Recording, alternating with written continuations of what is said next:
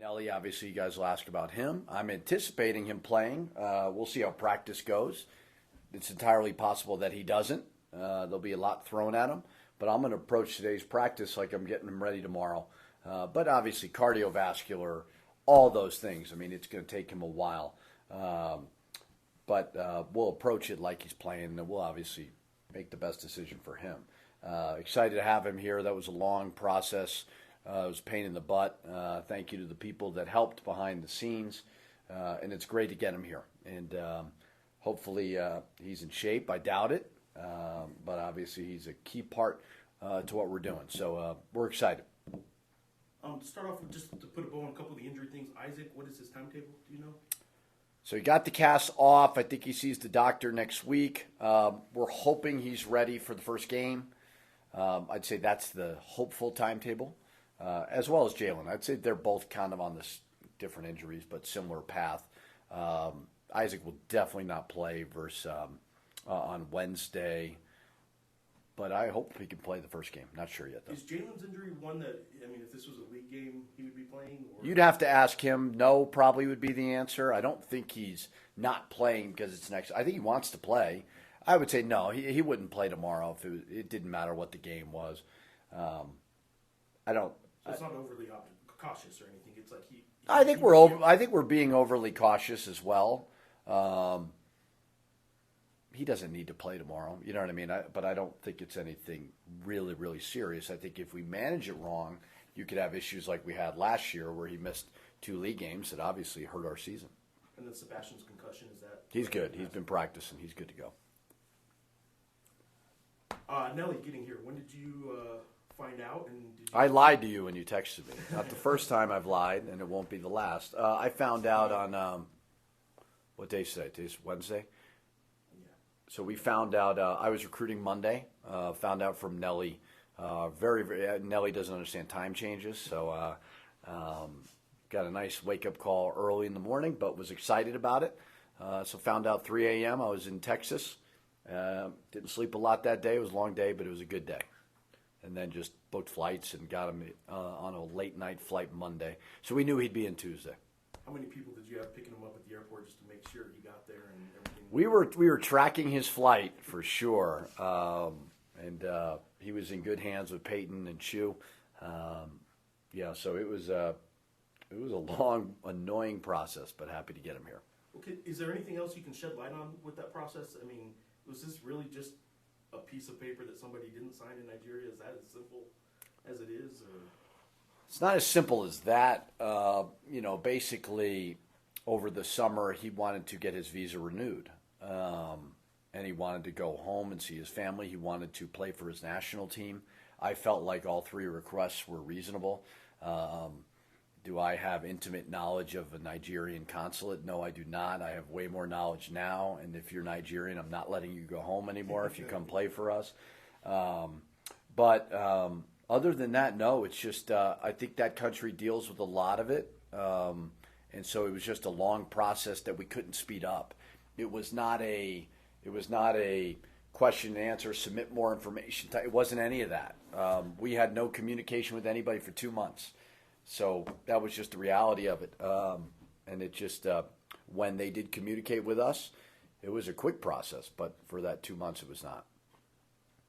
I'm curious why Nelly was gone. What was the communication between you and him? Were you trying to integrate him in any way, like sending? Not basketball-wise, daily Zoom or daily FaceTimes for sure. I would wake up. I get up at about 5 a.m., partly because I'm a coach and I can't sleep, but also I want to avoid my kids because they always get up around 6. So they start annoying me at 6. So I like my quiet time. So normally it was coffee with Nelly, and I would FaceTime him just to see how he was doing. Encourage him to just stay on top of the academics. I mean, the professors were amazing and understanding. Our academic people were terrific. So more just trying to keep the spirits high, communicate with them so that you're not going weeks at a time without speaking to them. Not a lot of basketball talk by any means. What's going to be the approach integrating him with the team the next few weeks before the season starts, whether that's conditioning and play? Yeah, all of it. I mean, he's into it. Everybody struggles altitude-wise when they come here. That's always been a thing.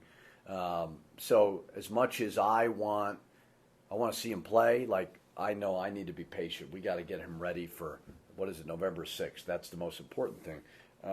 Now, these 2 exhibition games are very, very valuable.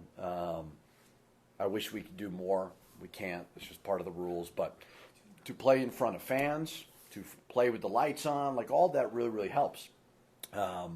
So, it's one of those things where we'll be patient with them. We will give them a couple concepts offensively, get them to understand a couple terminology, but we're not going to give them everything at once. What was the first thing he did last night? Did you guys go, probably not green chili right off the plane, but like... I haven't asked him what he likes, red or green. I'll tell him to give the fake answer that we all give who are not from here, Christmas. He got in, and we took that creative picture to release on Twitter, and then he just unpacked and relaxed. He had a bunch of stuff today, whether it was class, compliance, all the stuff to kind of check the box. So I know he's still eligible because he's been taking classes online. Are any of those classes in person that he was able to take online, or are they all, is he going to campus now? He went to campus today. He went to an in-person class. So as I said before, there was communication with the professors about a visa holdup. They were very, very understanding. It wasn't like he was sitting there blowing off class. He certainly wanted to be here. So he was in class today, and we're all kind of working together to make up that work. I mean, he cares about academics. He's a very good student. But again, it's one of those processes that was very, very challenging. But if we didn't have, the support of people on campus, Chris Baca is amazing in academics, could have been even more challenging. As far as the mental part, when you said you're going to throw a lot at him, what's your timetable as for him to actually understand what you're trying to do? November 6th. Offensively? Yeah, November 6th. That's it. I mean, I don't think it's a secret that he's a key piece to the puzzle. But there's going to be an understanding of certainly that it's going to take some time. But Nelly's played college basketball for 3 years. To me, it's no different than a player getting traded and playing the next day. As crazy as it sounds, that's going to have to be his understanding of it. He's coming from a program that's moderately similar to what they do and what we do. I don't know if the play calls are the same or the terminology and so on. But, yeah, my timetable is he's ready to go November 6th. If he has a great practice, you need to be ready to go tomorrow. And it's on me, obviously, to simplify everything. What's the biggest impact that he'll bring to the team on the floor? Experience, toughness. You're looking at a player of the year, player in the MAC. I think he was all conference the other 2 years. I'm not positive. There is nobody in our locker room besides me and maybe Isaac Chu. I don't know if Dave Pilipovich has. Aaron Katsuma has. And Tarvis has. That's been in the NCAA tournament. Baker. Jamal Baker has. Yeah, Kentucky, Arizona. So that's what we're trying to do. That's what everybody's trying to do. So he has that experience. 3 years at Iona, he went to 2 NCAA tournaments and an NIT. We're trying to take the next step. So I think he understands that. We're trying to be as experienced as possible. I think that's what college basketball is all about. But we know our defensive issues. We were not a great shot blocking team last year. He'll provide that. So other than that, we'll kind of see. It's kind of a wait and see. How much influence did them playing here in front of a sold-out crowd, do you think played into? Yeah, I think it helped. Want? Yeah, I think it helped for sure. I was fortunate to go when I was recruiting to go watch Houston's practice. Kelvin Sampson was nice enough to let me go watch his practice, and Coach Sampson has coached at a lot of places. And one of the first things he said to me was, "That's the loudest gym I've ever coached in." Talking about the Pit. It has a brand, and when people experience it, whether it's our players who want to be a part of it or players that have come in here, Jamal Baker, same thing. Jamal Baker loved the environment. you walk in here, you know people care. That's what you want to be a part of. Not necessarily internally, whether it's administration or so on. Like, we know that's important. But you want to be a part of a community that really, really cares. So, yes, 100% Nelly, and he played well. But he came here and goes, okay, I know these people care.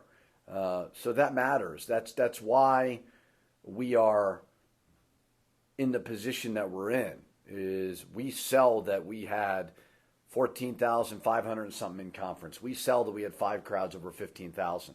Like, that's not normal. Like, that is not as common in college basketball as people think. So it is an elite fan base. And, Nelly certainly want to be a part of it.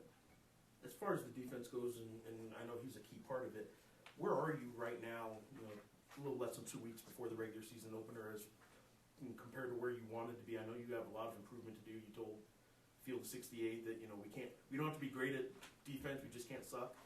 Yeah. Do you guys suck at defense right now? Are you average? We're a moderate level of suck. We still Moderate. kind of suck. I think some of it is, I think it's a couple things. I think it's the maturation of getting stronger, tougher, bigger, right? And that's just a program evolving, whether that's through the players in your program getting bigger and stronger. I think if you looked at our team last year, besides Morris and Josiah, who were big, strong guys, we just weren't very big. And that absolutely helps in defense. And one of the reasons why, not that we ran guys off, but why when we had conversations with guys, we said, we know we need to get bigger on the perimeter.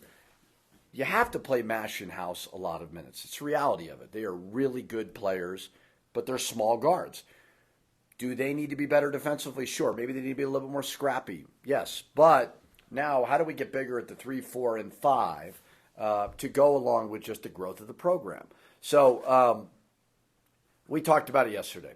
And I said, guys, Nelly's going to be back. He'll help. But, how are we different than last year? Last year, we were a team close to the NCAA tournament, which is terrific in year 2 of what we kind of inherited. But how do we now make the next jump? We have improved our ball movement, 100%. We have improved our spacing. Shot selection's been way better. But we got to be tough dudes on defense and rebounding. And we'll see in 2 weeks. Is it a finished product? No. But we're working on obviously progressing there. Could Baker play the 3? He's going to play the 3. He's Yeah. going to play the 3. Mm-hmm. He's kind of a junkyard dog. Yeah, he's one. I think at the end of the day, I tell them look themselves in the mirror and say that. Are you when they say they play you, are you a great defender? When they play you, do they know you're going to crack them on a block out? Do they know when it's time to get screened? Are you going to hit them?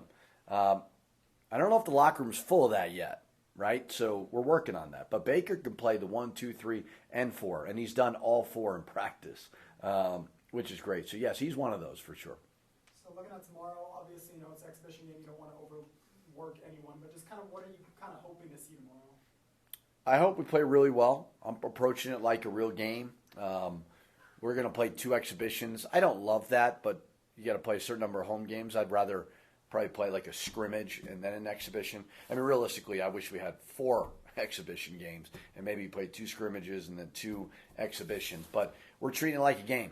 We've got a lot of new players, and that's going to be the deal every single year. So we're going to have a meeting before practice about what the expectations are on game day. What the expectations are on the bench. How do you sub in? How do you sub out? What are we doing at halftime? What are we doing pregame, postgame?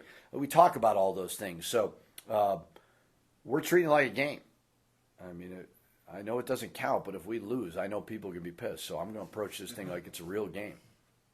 I know this is the time of year where everyone gets to play, and there's Says who? Well, it says you. It's like Christmas. Everyone gets their shot, but realistically, how is the depth for this team, and how long does it take to get to a point where you know? Yeah, depth can be great, and it can also be overrated. It can be great if the wrong guys get hurt, and you got the right guys that could step in. Like, we were not ready to step in when Jalen House got hurt versus Air Force in Wyoming last year, and it realistically could have cost us an NCAA tournament berth. But you cannot play 12, 13 guys. And everything changes tomorrow because of Twitter, because of the box score, because of the minutes. Now all of a sudden, what I've got to do is get that group in there to stay together. Because I always tell them this. I say, would your mom or your dad or your uncle or whoever rather you play 35 minutes and score 30 points and we lose, or play 5 minutes, not score? They'd all rather them play 35 minutes, score 30. That doesn't mean they're bad people. When I go watch my daughter play volleyball, I want her to play well. It's just the reality of what's going on right now in sports, and there's so much information. So there's going to be a lot on their plate. And, I want them to want to win, but I also understand they've got individual goals in mind as well. I can't play everybody. And I'm gonna do my best certainly tomorrow, but that's just not reality. In terms of depth and numbers, where would you like that number to be in terms of guys that are actually seeing significant minutes? I don't care, honestly. I mean, every team is different. Duke's won national titles playing 7 guys. So that doesn't matter to me. I just want, obviously, you got to be healthy. And depth really, really helps if you have injuries. But I want the best guys on the court, and I want competitive practices where guys behind those starters are pushing them to get them better and having that mentality of I'm taking your spot, in a healthy way. So I've played a variety of ways, and I've had some good teams. I've had some bad teams. To me, it doesn't necessarily matter. Last year we saw Donovan really impact the St. Mary's game. Do you kind of see that for your 2 freshmen as coming in and maybe giving you some of that energy? Everybody's different. Every player is different. That's why these exhibition games will be great. True is top 100 recruit, a 4-star guy. They haven't gotten a lot of that around here. Jaden Toppin he is a late bloomer, and I think everybody in Texas is sitting there going, man, that kid's going to New Mexico. I think he's been very, very impressive. Freshmen can be really, really good at times. You have to be good when you're tired. You have to be good when the coach is on you. You have to be good when you don't play a lot. That's the whole key to this whole deal. It's not about being good when you're fresh. It's about being good when you're worn down. And that's where some of these teams are able to pull away come February. So I don't know. I haven't been through the wars with them. I'm not sure, how they're going to handle everything. Do they have the talent? Yes. Do they work hard? Yes. Are they great kids? Yes. But we'll see. We'll see when the lights come on. But I like them both a lot. I know Jasmine's Cafe. I like it. Close to school. I eat there a lot. And what's the other spot? Frontier. I'll be there a couple times. What was it? A couple spots I'd be going to usual. What's it been like so far? Just obviously the basketball, I imagine you're used to. But what's Albuquerque campus been like? It's nice. It's a little different than I'm used to. It's a little bit bigger. I don't live right by the school, so you got to take the car or bus. But I like it. I like the environment, weather better. It's really nice. And how's this team looking? What do you think? Looking good. Nelly got here, and then Nelly first time today. Team looking good. Couple bumps, bruises on some people, but I think we go in the right direction. So today was the first day you met him? Yeah, for the first time. First day. I guess you guys haven't given him the same visits or anything. So. Yeah. Well, what do you expect with him here? Obviously, you haven't been able to practice with him and all that, but he's probably going to be the starting 5. Yeah. JT and Sebastian have been playing that spot. What are you expecting as a guy who just met him for him to do, and how quick can he get after him? He played a good program at Iona. He's an older guy, bigger guy, so I think he can teach some things for JT and Sebastian. Both of them are good players, but he just brings experience, and he played big games already in his career, so I think it's a good add on the team. And with size alone, you probably if things were getting thin at the 5, we're probably gonna have to play more minutes. I don't know if we would have actually had to play the 5, but it's probably a little bit of a relief since you're not a 5. Yeah. That the starting center's in town. Right? Yeah, somebody else can bang it a little bit under the basket. Yeah. What do you think it's going to be like to integrate him into your guys' system the next few weeks before the season starts? It's going. I don't know how long it's going to take. You know, it depends on him. He been playing for a while, so it should be. You know, it's not too hard. I think we got to get to know the guys and the system a little bit. You know, he should be ready when the season starts. How did your summer experience help right now? Are you tired because you didn't have the whole summer off, or you feel like you're maybe more ahead of the schedule because of the World University games and all that? I think I'm in a good shape, better shape now. Played the games, being here working with Coach Flores, so I think it's just the preparation for the season. You hear about playing in this building. You probably see all the pictures, and everyone has a story about it. But what are your expectations about tomorrow night? Excited, been waiting for this. You know, every time it's like it's just like I feel like a kid when the season about to start, being around the corner. You know, it's a good feeling. Excited to see how the fans are. Heard a lot of good things from a lot of people. What can they expect from you? What are they about to see from you? Going to play hard, do everything to win the games. You know, just playing good basketball and having fun. I know what we've all kind of probably written or said on there and stuff like that is you can stretch it out. But are you just a stretch 3-4, or can you bang a little bit? I know you made the comment it's nice to have Nelly back. Yeah. So you don't have to bang as much, but you're going to have to get inside and bang a little bit. Are you able to do that? Is that part of your game right now? Yeah, definitely. I'm not afraid of that. I think I can do a lot of things, not just to stretch the floor. So I think, you know, being in this system going to allow me to do a lot of different things. So everybody going to see what's going to be like. What's your personality like on the floor? Because you have fans who are backing you up. Do you kind of play to them like Jalen does? He tends to play around with the crowd. Or are you more quiet, reserved? Little bit both, I'd say. It depends. I talk a lot of smack to the refs, the other team. You know, try to affect the game sometimes that way too. But yeah, I get energy from the fans definitely.